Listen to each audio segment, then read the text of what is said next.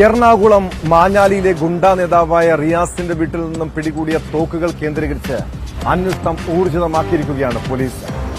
തോക്ക് 3 വർഷം മുൻപ് പെരുമ്പാവൂർ അനസ് നൽകിയതെന്നാണ് റിയാസിന്റെ മൊഴി.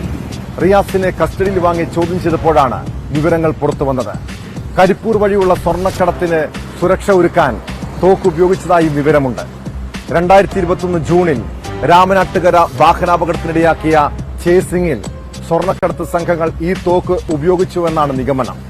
ഇതിന്റെ അടിസ്ഥാനത്തിൽ ചെർപ്പുളശ്ശേരിയിലെ കൊട്ടേഷൻ സംഘങ്ങളെ പോലീസ് ഉടൻ തന്നെ ചോദ്യം ചെയ്യും.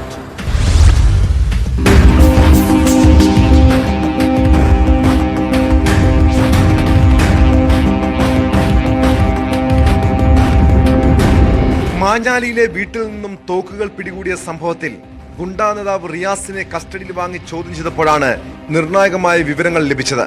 പിടിച്ചെടുത്ത തോക്കുകൾ 3 വർഷം മുൻപ് പെരുമ്പാവൂർ അനസ് നൽകിയതെന്നാണ് റിയാസിന്റെ മൊഴി. റിയാസിന്റെ മാഞ്ഞാലിയിലെ വീട്ടിൽ നിന്ന് 4 തോക്കുകളും 20 വെടിയുണ്ടകളുമാണ് പോലീസ് പിടികൂടിയത്. ഇതിൽ 2 തോക്ക് അനസിന്റേതെന്നാണ് മൊഴി. മറ്റ് 2 തോക്കുകൾ എങ്ങനെ കിട്ടിയെന്ന കാര്യത്തിൽ വ്യക്തമായ മറുപടി ലഭിച്ചിട്ടില്ല. ഇതോടൊപ്പം അനസിന്റെ 3ാമത്തെ തോക്ക് കണ്ടെത്താനും ഇതുവരെയും കഴിഞ്ഞിട്ടില്ല. റിയാസിൽ നിന്നും പിടിച്ചെടുത്ത തോക്കുകൾ കരിപ്പൂർ വഴിയുള്ള സ്വർണ്ണക്കടത്തിന് സുരക്ഷ ഒരുക്കാൻ വേണ്ടി ഉപയോഗിച്ചതായും സൂചനയുണ്ട്. 2021 ജൂണിൽ രാമനാട്ടുകര വാഹനാപകടത്തിനിടയാക്കിയ ചേസിംഗിൽ സ്വർണ്ണക്കടത്ത് സംഘങ്ങൾ ഈ തോക്ക് ഉപയോഗിച്ചുവെന്നാണ് സംശയം. എസ്കോട്ട് പോകുന്നതിന് വേണ്ടി ചെർപ്പുളശ്ശേരിയിലെ കൊട്ടേഷൻ സംഘങ്ങൾക്ക് നൽകിയതെന്നാണ് വിവരം. അന്ന് സ്വർണ്ണക്കടത്ത് സംഘത്തിന് സംരക്ഷണം ഒരുക്കിയത് ചെർപ്പുളശ്ശേരിയിലെ കൊട്ടേഷൻ സംഘമായിരുന്നു.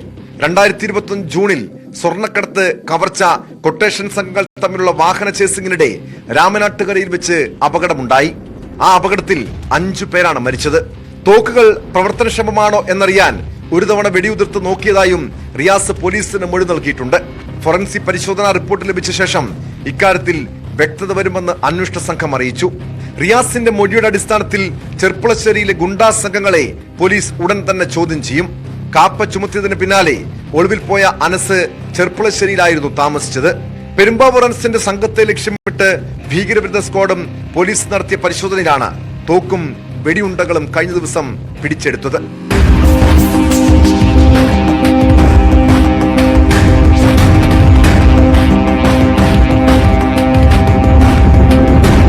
ന്യൂസ് 18 കൊച്ചി.